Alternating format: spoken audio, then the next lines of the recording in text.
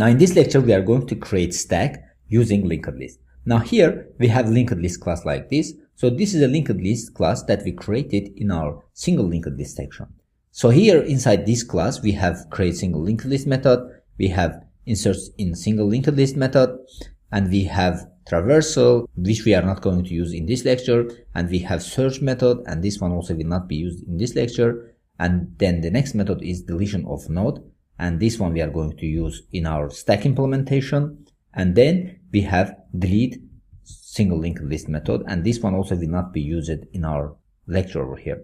The reason that I kept this method over here is I just copied the single linked list method from the section of single linked list. So here I haven't done any modifications, so that's why this class remains the same. So what I'm going to do, I'm going to use this class inside stack creation when we are creating using linked list. Now here we have another class which is node class, and based on this node class we have created this linked list class over here. Now everything about these two classes was explained in our single linked list section, so if you have not watched that section, I advise you to go back and watch that section before continuing over here, because there we have implemented all functions of linked list, and here we are going to use them to implement stack. So let's get started. So here the first thing that I'm going to do, I'm going to create our stack class over here. So inside this stack file, I'm going to create stack class. So it's going to be like this: public class stack. Now inside this class, the first thing that we are going to do, as we said before, we are going to declare the linked list. So this linked list will be declared based on this linked list class over here. So it's going to be like this: linked list will be linked list. Then inside constructor, we are going to instantiate our linked list. So when we are instantiating this linked list over here, basically we are creating our stack. So inside constructor, I'm going to do like this: public stack. Here I'm going to instantiate this linked list over here. So it's going to be like this: linked list equals new linked list. So with this, we have successfully created our stack over here. So all we have to do, we have to create an instance of this class over here, and this will create a stack over here. So inside main class, if we open it like and write it like this: stack new stack equals new stack, then in this case we have successfully created our new stack over here. Now after creation of stack, the first thing that we have to do, we have to insert some elements over here. Now in case of stack, we are pushing the elements to the stack, so every time when we push the element to the stack, the element locates on the top of the previous element. So in this case, I'm going to create push method over here. So I'll put it like this: push method. So I will declare our push method like this. Now we know that in case of push method, it's not returning anything, so I'm going to put void and push, and it's going to take one parameter, which will be the type of integer, because our stack is the type of integer. Now here, the thing that we are going to do, we are going to call linked list insert method using index of 0, because when we put the index of 0, it's inserting element at the beginning of single linked list. Now, as you remember, when we are talking about push method in case of linked list in stack, we said that when we are pushing element to the stack, we are inserting elements at the beginning of linked list. Now, as you remember, inside linked list class, we have a method insert in linked list, and we have two parameters over here. The first parameter is node value, and the second parameter is location value. Now, if the location is 0, it means that we are inserting at the beginning of single linked list. So here, by default, inside stack, we are going to use location parameter 0.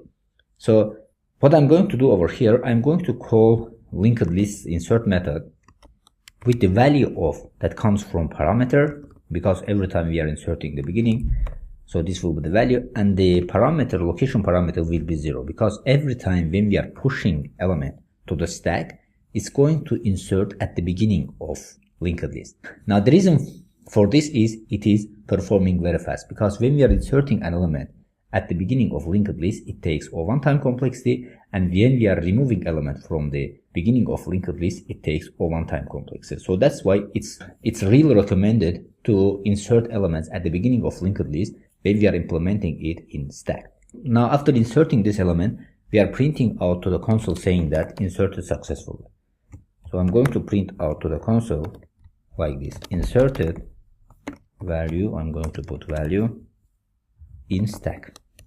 Now let's see how this is working in practice. So what I'm going to do, I'm going to call push method inside this for this stack that we created over here. So it's going to be push 1. Then I'm just going to copy it from here and put it over here. And one more time put it over here. So I'm going to put 2 and 3. Now if we run our code, now you see that it's printing out to the console 3 message. Inserted 1 in stack, so we have pushed first 1. Then inserted 2 in stack, so then we have pushed 2. And inserted 3 in stack, and then we have pushed 3 over here.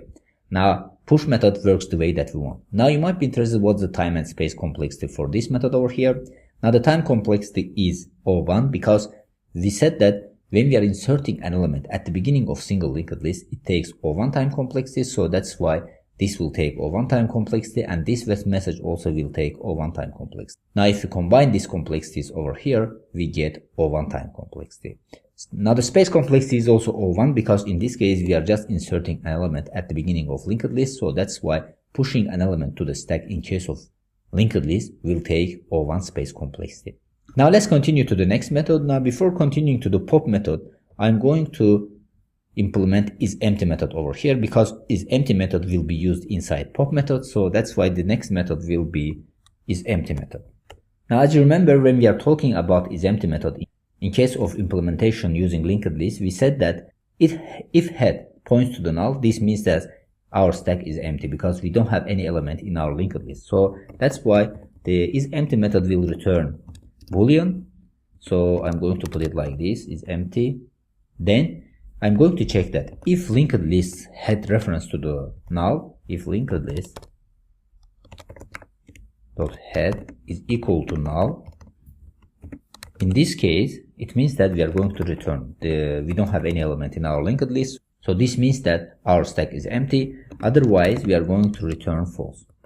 If it is not referenced to head, it is referencing to something else, it means that we have nodes in our linked list, so this means that stack is not empty. Now let's use this method to see how this is working in case of the stack that we created over here. Now we have created a stack over here and we have inserted 3 elements to this stack over here. Now let's run this method to see that if this is working correct or not. So I'm going to put it isEmpty. So I'm going to create a variable over here which will be the type of boolean result and set result that comes from the empty method to this result, and then printing out this result to the console. Now if we run our code, now in this case you see that after inserting 3 elements it returns false, so this means that our stack is not empty. Now if we run this method, for example before this push methods over here, it's going to return true because in this case when we are creating a stack it is empty. So if we run our code, you see that first it returns true because when we are creating a stack it's empty, then we have inserted elements over here. So in this case our isEmpty method works the way that we want. Now let's see what's the time and space complexity for this method over here. Now we are going to start from the first line of code. So in the first line we are checking that if head points to the reference or not. So this will take O1 time complexity, then we are returning true, and this line of code also will take O1 time complexity, then we are returning false, and this line of code also will take O1 time complexity. Now if we combine all these complexities over here, it will take O1 time complexity. Now the space complexity is also O1 because in this case an extra space is not required to perform this operation. This is just if condition, so an extra memory is not required, so the space complexity is O1. Now with this we have completed isEmpty method. Now let's continue to create pop method. Now here I'm going to declare our pop method like this. So we know that pop method has to point to the value of the element that we are popping out from the stack, so that's why it's going to be like this. Public int pop, so it's not going to take any parameter, and it's going to return integer value. Now in this case the first thing that we are going to do, we are going to create an integer type of result variable, and we will set it to -1 because if we don't have any element in our stack, it's going to return -1 and it will say that the stack is empty.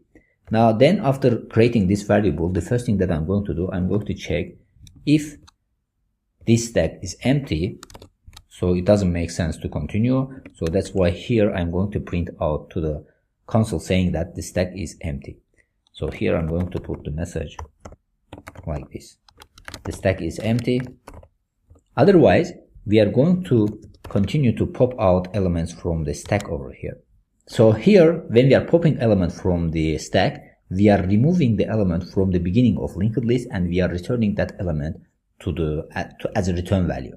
Now in this case, before removing it, we have to get that value. So I'm going to set that value to the result. So result will be equal to linked list dot head dot value, because in the head we have first node's value. That's why if you write it something like this, we are setting first node's value to the result over here. Then we are going to delete first node from the linked list. Now as you remember, when we are creating linked list class, we have created delete method over here.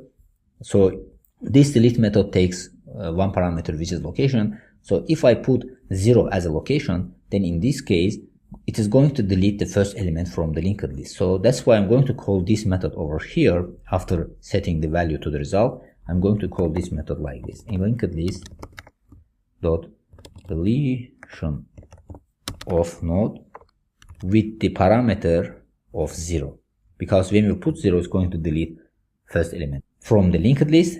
Then at the end we are going to return result, because in result we have the elements that we are removing from this linked list over here. Basically it's returning the top element from stack, and at the same time it's deleting the top element from stack. Now let's see how this is working in practice. So inside main class, we have created a stack like this and we have pushed 3 elements to this stack over here. So I'm going to just delete this part from here, and instead of isEmpty method, I'm going to call pop method. So that's why the type of the result will be integer. So here I'm going to call pop method. Now as you see, we have first inserted 1, then 2, then 3. Now in this case 3 is the top element. So this means that if I run pop method, it has to return 3 over here, and 3 has to be removed from the stack. Now if you run our code, you'll see that first it's inserted 3 elements to the stack, then it's returning 3 over here. So this means that 3 removed from the stack and it's returned over here. Now if I run pop method one more time, so I'm going to just copy this code from over here and put it over here. So the variable will be the result 1. Now in this case, it has to return 2 because 3 is already removed by calling the pop method over here. Now when we call the second time the pop method, it has to return 2 over here because second top element is 2. Now you see that first it returns 3, then it returns 2. So our pop method works the way that we want. So our implementation works successfully. Now let's see what's the time complexity for this pop method over here. So as always, we are going to start from the first line of code. So in the first line, we have created result variable and set -1 to it. So this means that it will take O1 time complexity. Then in the if condition, we are printing that if it is empty, we are returning this message over here. Now isEmpty method takes O1 time complexity, and the returning message to the console also takes O1 time complexity. Now then we are accessing the head value of the linked list and setting it to result. So this assignment statement will take O1 time complexity. Then at the end, we are deleting element from the beginning of single linked list. Now we said that when we are deleting an element from single linked list, it takes O(n) time complexity, but when we are deleting an element from the beginning of single linked list, it takes O1 time complexity. So that's why this line of code over here will take O1 time complexity. Now at the end, we are returning results, so this one also will take O1 time complexity. Now if we combine all these complexities over here, we get O1 time complexity. Now the space complexity is also O1 because in this case, in each time we are deleting one element from the stack. So this is not space consuming operation, that's why it will take O1 space complexity. Now after finishing pop method, we are going to continue to the next method. Now the next method is pick method. So I'm going to declare our pick method over here. So we know that in case of stack, pick method returns on the top element and it's not deleting the top element. Now in case of pop method, we are deleting the top element and returning it, but in case of pick method, we are just returning the pop element without doing any deletion. So that's why it's going to be like this: public int, the return value will be the int because our stack is int. Then inside this method, we are going to check that if the stack is empty, we are going to return that the stack is empty. If it is not empty, we are going to return the head value from the linked list because head value is the top element in our stack over here. So I'm just going to copy this part of code from here, from the pop method, and put it inside pick method. So here this part is same. So after message we are going to return -1, because if the stack is empty, we have to return -1. Otherwise, we are going to return the head value of this linked list, because in the first element of the linked list we have the top element, so that's why it's returning head value over here. Now let's see how this is working in practice. So instead of pop method, I'm going to call twice pick method. So what I'm going to do, I'm just going to change these pops to picks and run our code. Now you see that in this case it returns 3 twice, because our top element is 3, and it returns 3 twice because in case of pick method we are not deleting the element from the stack. So that's why it doesn't matter how many times we are calling pick method, it always will return top element without deleting it. Now let's see what's the time and space complexity for this method. So it's obvious that it is O1, because in this case we are just checking that if this is empty and we are returning message to the console and returning -1. So this part of code will take O1 time complexity. Now at the end, in the else condition, we are returning head value, and this part of code also will take O1 time complexity. So that's why the pick method in case of linked list implementation takes O1 time complexity. Now the space complexity is obviously O1, because in this case an extra space is not required, because here we are just returning message or the value of head. So that's why space complexity is O1. Now then, finally, we are going to implement our last method. So the last method is delete method. Now we know that in case of stack, delete method deletes the stack from the memory. Now in case of linked list implementation, we said that when we are deleting stack, we are just setting the head value of the linked list to null, and with this all nodes becomes eligible for garbage collection, and garbage collector comes and deletes that one from the memory. So that's why I'm going to declare our delete stack method like this. Delete stack. It will not take any parameter, and here all we have to do, we are going to set linked list dot head to null, and I'm going to print out to the console saying that the stack is deleted. The stack is deleted. Now with this we have completed this method also. Now let's see how this is working also in practice.